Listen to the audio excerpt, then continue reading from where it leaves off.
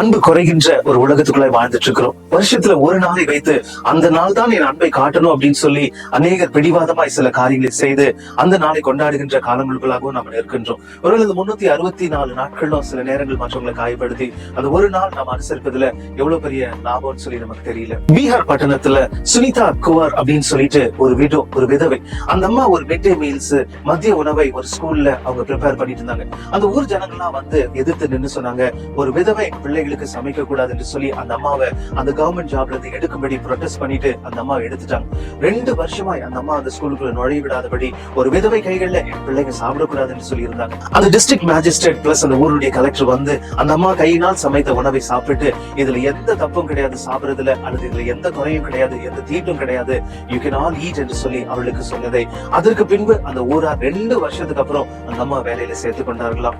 வேதம் சொல்லுகின்றது, அவர் நம்மை முதலாவது நேசித்ததினால் நாம் அவரை நேசிக்கணும் என்று சொல்லி. இன்றைக்கு மனிதர்கள் வெறுக்கின்றார்கள். ஒரு வெறுப்பு நிறைந்த உலகத்துக்குள்ளா இருக்கிறோம். யாருமே யாரை உண்மையா நேசிக்கிறாங்களான்னு சொல்லி சந்தேகத்தோடயே கடைசி வரைக்கும் வாழ்கிற காலத்துக்குள்ளா இருக்கிறோம். ஒரு கலெக்டருக்கு ஒரு விதவை மேல அவ்வளவு இறக்கம் என்று சொன்னால், அப்பொழுது ஆண்டவராகிய இயேசு உங்கள் மேல் நிச்சயமா இரக்கமா இருப்பார். உங்களுக்கு ஏதோ ஒரு அற்புதத்தை செய்வார். இந்த நாள் மட்டுமல்ல, 365 நாட்களும் அவர் உங்களை நேசிக்கின்ற தெய்வமாய் உங்களுக்கு காண்பித்துக் கொடுப்பார். ஒரு நிமிடம் முடிந்தது.